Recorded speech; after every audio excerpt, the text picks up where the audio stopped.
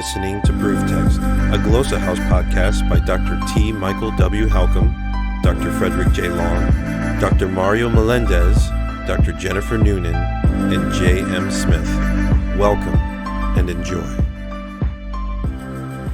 Hello and welcome to Proof Text. I am Michael Halcomb, and in this episode, I'm doing a Hebrew reading. Now, if you've been following along, we're going through Jonah just verse by verse, taking it very, very slow, one verse at a time, but really one word at a time. So if you're new to the podcast, that's what's going on. It's just a way for me to get some Hebrew practice, continue with my reading, and also to give others some reading along Hebrew practice. It helps to a lot of times hear others read. You can pause it and then try it yourself. You can pick out where I might be doing something wrong or different than you. All kinds of benefits to this. So what I like to do here is I'm going to pull a little kind of slideshow or video up of Jonah. We're on Jonah 1:8 now, and the verse will sort of, a big chunk of the verse will pop up on the screen here if you're watching. And I'm just going to real quick try to give a reading on the first time through.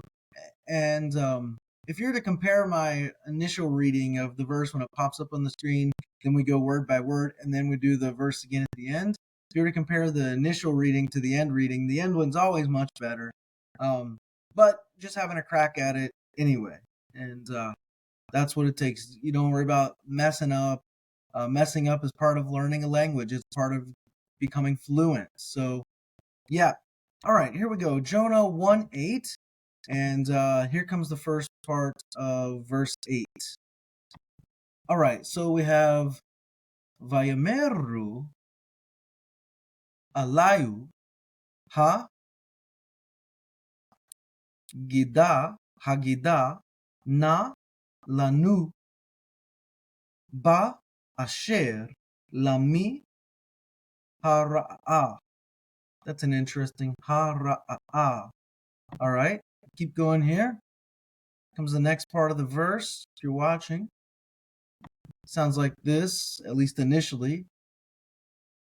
Hazuat lanu, and I'll explain some of my pronunciation stuff because it's a little different than others, but that's all right. Ma, m, la, ketera. Is that right? No. La kateka, sorry. U ma'eu. Ooh, that's a tough one. Ta boa ma. We'll get into this stuff, nitty-gritty here in a minute. And then finally, the end of the verse sounds like aretska v a miza mize ata. Ooh, that's got some tricky stuff in it. Especially if we're working with the Nicodim and Dagashim, all the little dots. I prefer not to. That really slows me down. That's why I'm getting all these pauses and hiccups. It throws me off reading with the Nicodim and the Dagashim. I have a whole system that I use for reading without those, but I know most people watching this, when you take Hebrew classes, or if you've already taken them, you're going to read with all the little dots. I call them speed bumps. So they're called Nicodim and Dagashim. The Dagashim are the dots in the middle, and the Nicodim are like the little vowels that are above and below. So here we go. Here's the first word of verse 8, chapter 1, verse 8. We have the Vav with the Patak, followed by the Yod and the Holim above it, the Holim Yod. So we have Vayo, and then we have the Aleph. So a lot of people are going to leave that silent, and they're going to say something like Vayomeru. I like pronouncing the Aleph when it's there, so Vayoameru is how I would say it. You can hear the little difference, right? Vayomeru, Vayoameru. I like including it. A lot of people will just treat it as silent, and that's okay. Vayomeru, Vayoameru. At the speed of speech, it's a little bit hard to tell the difference, but Vayomeru, Vayomeru. All right, so let's go on to the next word here. What we have is, now we have an aleph with the E sound beneath it, right? So are we going to go A-E? I kind of like to pronounce that Aleph. Aleu, aleu, aleu. And you could hit somewhere between the A and the E, aleu. So you're able to get sort of a mix or a hybrid there. Some would probably just treat again the Aleph is silent and go with the E sound. So eleu. I like aleu. Some like eleu. You could go in the middle, aleu. So you got that comments in the yod, getting the A sound and the U there at the end. So aleu or eleu.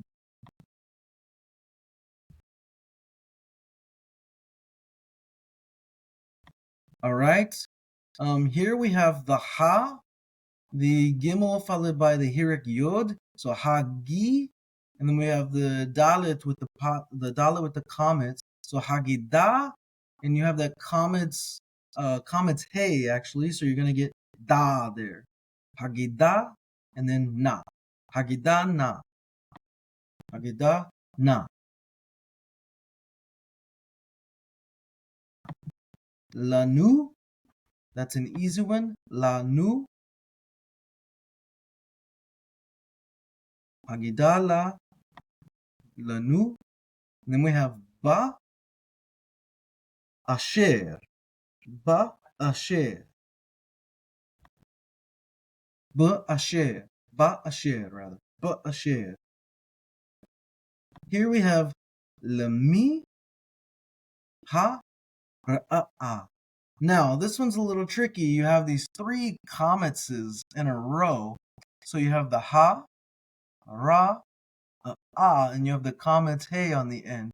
Now again, people are going to treat this ayin like it's silent. I don't like doing that. I like pronouncing the aleph and the ayin when I can. And if you've been watching these, you know that I treat the ayin kind of like a guttural stop, like the okina in Hawaiian, right? So that so hara'a. You kind of get like a little bit of a stutter in there on this one. Ha ra'a. Ha ra'a. Now a lot of people are just going to do hara'a, and that's fine. Hara'a. I like to get that extra in there. Hara'a versus hara'a. So lami hara'a. That's how I'm going to do it. Others are going to do it lami hara'a, and that's fine. All right. Here's our next one. We have the ha, and then we got the zo'at, hazoat, hatzoat, hatzoat, hatzoat. And then we have again lanu, lanu. All right. Here we have ma, m, la, kateka. All right. This one's malakateka. Malakteka. This is an interesting malakteka. Malakteka. Malakateka. So people might pronounce this one differently as well, and I was struggling with that ka here at the end. Teka, kateka, octaka, lactica, malakteka. Right, so that's how I'm going to read it. Starting from the left, going back right, it helps me kind of figure it out. Malaktika. Mamalaktika. All right. That might hurt some people's ears the way I'm pronouncing that. That's okay. Mamalaktika. Here we have the vav. Well, let me go back here. And this is when you see this sort of thing with the dagesh here, we're typically going to pronounce this u, me, I. So this is tricky right at the end. You have this aleph with a patak under it. You get the patak yod, and that's got a hirik under it. So you get this I, Oh, that's a final noon. I was looking at that as a vav earlier in the first slide, I believe, or like the whole verse. So, u ma'ayin. That makes it a little bit easier. U ma'ayin. Now, some might like to do this as v ma'ayin. Fine, u ma'ayin, v ma'ayin. If you're reading without the Nikodim Dagashim, it might sound a little different. U ma'ayin or v ma'ayin. All right, so here we have ta boa. And on this one, some people just say tabo. They'll leave that aleph unpronounced. Again, we have ma.